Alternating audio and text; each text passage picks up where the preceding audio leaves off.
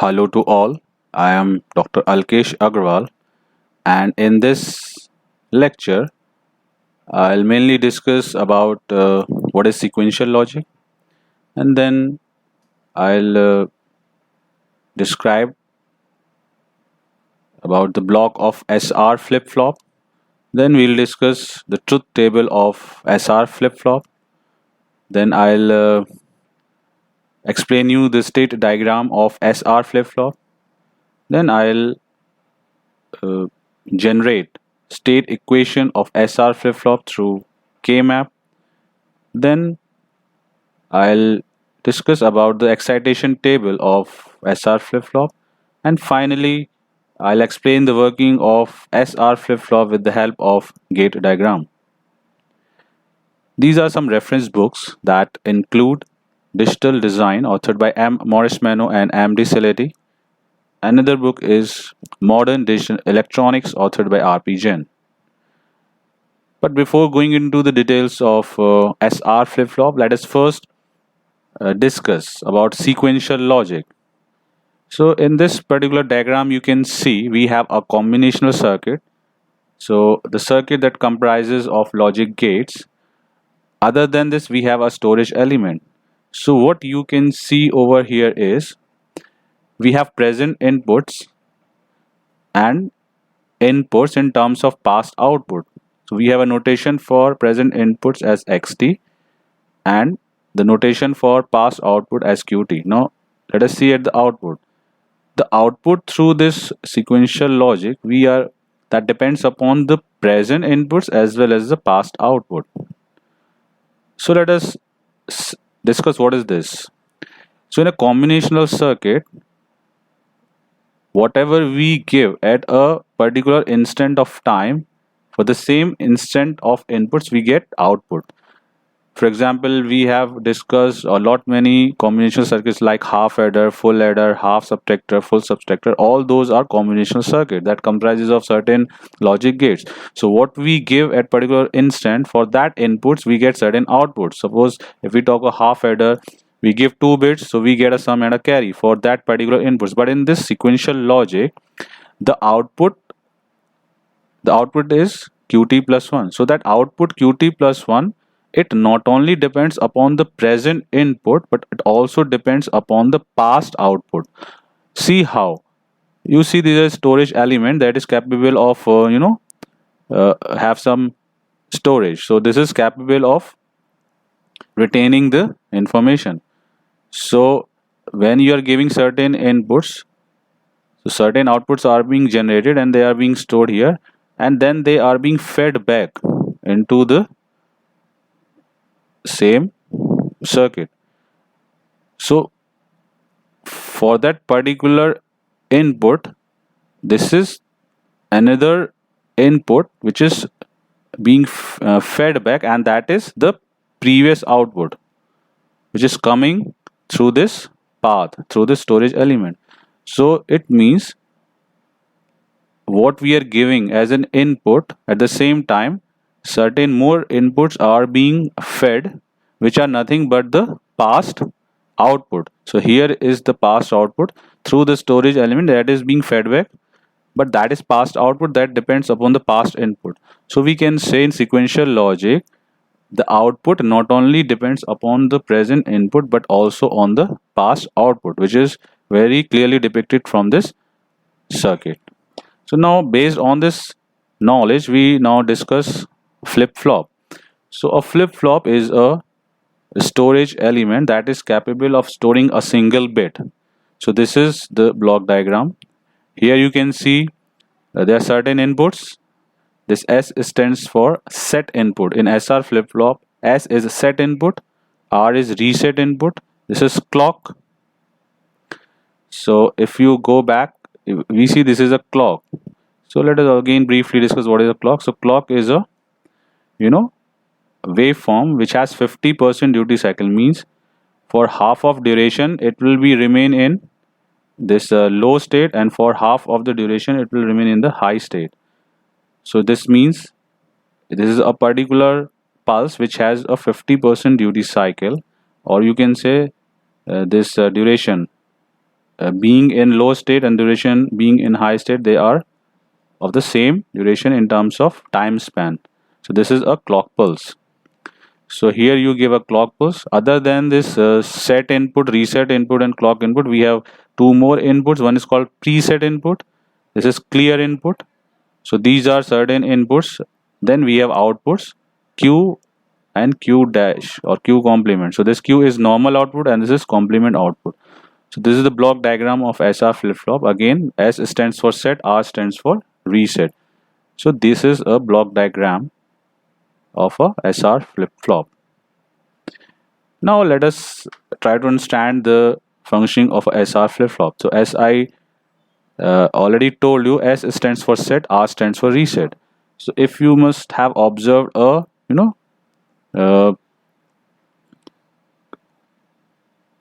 watch clock. So here there are two options, set and reset. So when set means high state and reset means back to the low state. So this is what you have to understand. Now you have QT. QT is the past output or present. In terms of present, you say it is a present, and this is the next. This is the present output.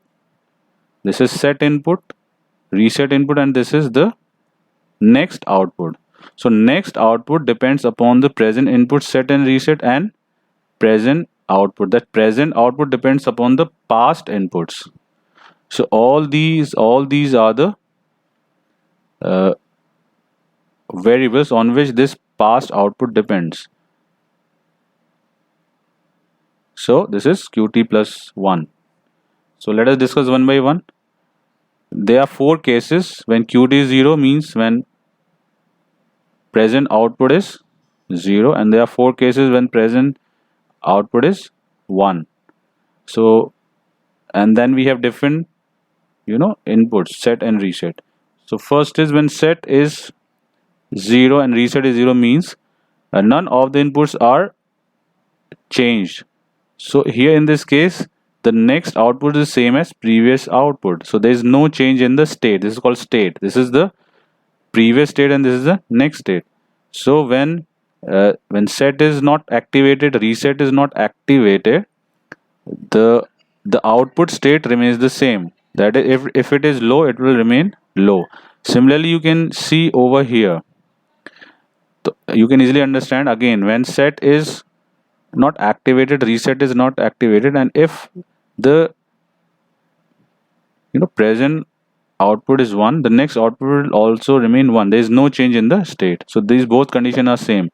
Now you see, when reset is activated, and the present output is low, again when reset is activated, the next output is also low. Even if you see here, if the present output is high and reset is activated, so the next output will be fixed at low, that is from 1 to 0. So what does it mean? If reset is activated, your final output is low. When none of the inputs are activated, your next state is same as previous state. So if it is low, it will remain at low state, and if it is high, it will remain at high. Next important thing is that the set is activated. When set is activated and reset is inactive, in this case the next state will be high. So if the present output is low, the next output will be high, and similarly if the present output is high, then the next output will also be high. For what condition? When reset is activated. So there are 3 important conditions. When none of the inputs are activated, the next output is same as previous output. It is 0, it will remain 0, and 1 if previous state is 1. If reset is activated, next state will be low. Here also it is low. And when set is activated, the next output is high. But there another condition when both inputs are activated at the same time. So this is not desirable, because you can imagine the set is also activated and reset is also activated, so that is not desirable. In that case, the next output is indeterminate, means you cannot determine whether the final output will be 1 or 0. So this is something you have to understand. So there are three cases when none of the inputs are being activated. The next state is same as previous state. When reset is activated, output is low. When set is activated, the next output is high. And when both inputs are activated, it is not desirable. The next state is indeterminate.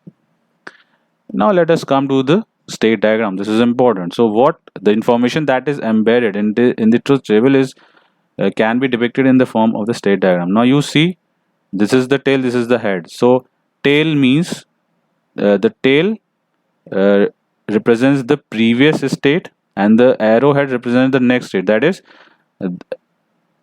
the tail. The state for which is connected to tail is qt, and the state for which the arrowhead is connected is qt plus 1. So if you see this, if it is from previous state 0 to next state 0, so there are two conditions. This is the first one, from 0 to 0, when s and r are 0 0, so this is depicted like this, 0 0. And next case is, you know, you can see from this table, this is 0 to 0, and there is another condition when set is 0 and reset is 1. So in this case also, this is called self loop. Previous state is 0 and next state is also 0. So first two rows are depicted like this. So for 0 0, the state changes from 0 to 0, and from 0 1 also there is no change in the state, that is from 0 to 0.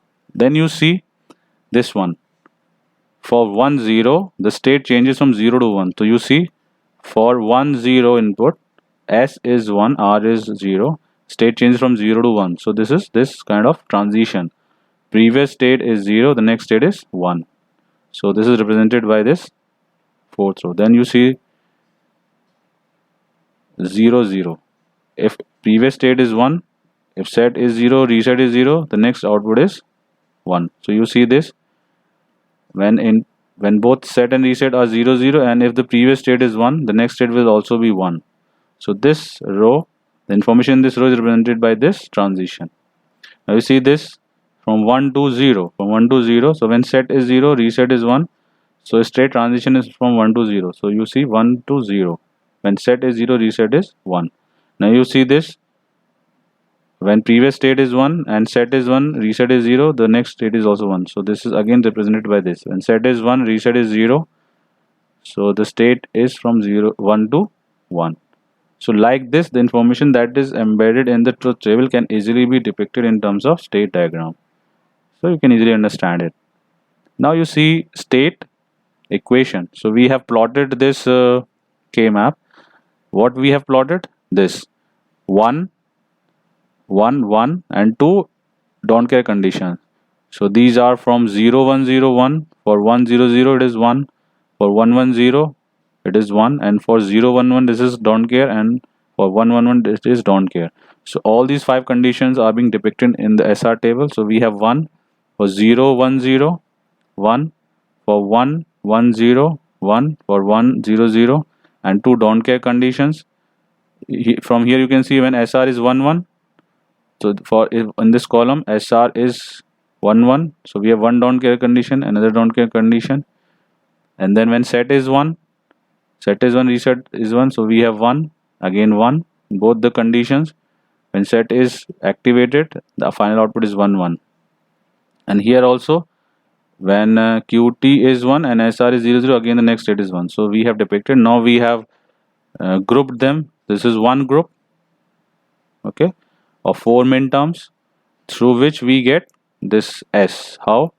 If we see this row and this row, qt is changed, so qt is eliminated. Here sr s is fixed and r is changed, so s, we get s for this group. And for this cornered min term group of this cornered min term, we have another group. For this we get qt is 1, so qt is 1, and for this row and this row r is 0, so we get r complement and qt. So like this we reduce the state equation. So qt plus 1 is s or r complement qt. But another important thing what you can see over here is that this is indeterminate. S and R should not be 1 activated at a time. So for depicting this, we have written S and R is equal to 0. That is, either S or R must be 0 at a time. So both these conditions together makes the state equation of SR flip-flop. Now we come to excitation table. So again, now the information which is in this state diagram can be depicted in terms of a excitation table. Now what is difference between these two? We have a truth table. In truth table, through inputs, that is through set input, reset input, and through the uh, present output, we estimate the next output. That is depicted in the truth table. But what happens in the excitation table? Through present state and next state, that is through state transition, we try to depict the input conditions. So that is the difference between truth table and excitation table. So you see over here. So for this transition 0 to 0, that is when previous state is 0 and next state is 0, that is the 0 0. Now you see the input conditions. Here SR is 0 0 and SR is 0 1. So what is fixed is S, but what is changed is R. So R can be 0 or it can be 1. So when it can have both the values, so we write it as a don't care condition. But S is fixed, so this is 0. So mixing these two input conditions, we get 0 cross. So this S is fixed 0, but R can be 0 or 1. So don't care can be 0 or 1. So here in this you have two conditions, 0 0 and 0 1. Okay, then you come to 0 1. For 0 1 only we have one condition, 1 0. So we have written 1 0. Then you come to 1 2 0. So 1 2 0 again we have one condition, 0 1.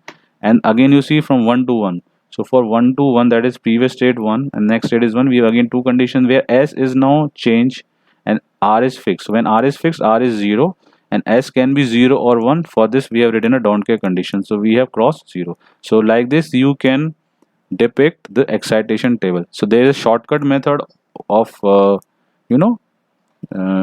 understanding it. We have see like this. So we have four conditions, 0 0 0 1 1 0 1 1. So how you write 0 1 0 cross and reverse of this 0 1 0 cross? So very easy. You just write 0 1 0 cross and reverse 0 1 0 cross. Okay. Now comes a very important thing, a gate diagram of SR flip-flop. So as I already told you, this is a sequential circuit. So you see like this. This is the output and that is being fed back. This is so output of this is fed back to this gate. So this is through NOR gate. And output of this is being fed back to the input of this gate. So this is latch. You can see this is latch. Latch means the kind of a a sequential circuit that is not controlled by the clock pulse. So if you see this section, so this is latch. This is not controlled by the clock pulse, but as a whole this is a flip-flop that is controlled by a clock pulse. So the inputs are being given through AND gate. So we have one AND gate for R input, one AND gate for S input that is connected to this one input of NOR gate. This is connected to one input of NOR gate. Another input is through this feedback and another input through this feedback. And this is clock pulse. What is clock pulse? Is 50% duty cycle waveform. So this is S input, this is R input, this is AND gate, this is AND gate. A common input which is clock. Then this output is connected to one of the input of NOR gate. This output is connected to one of the input of NOR gate.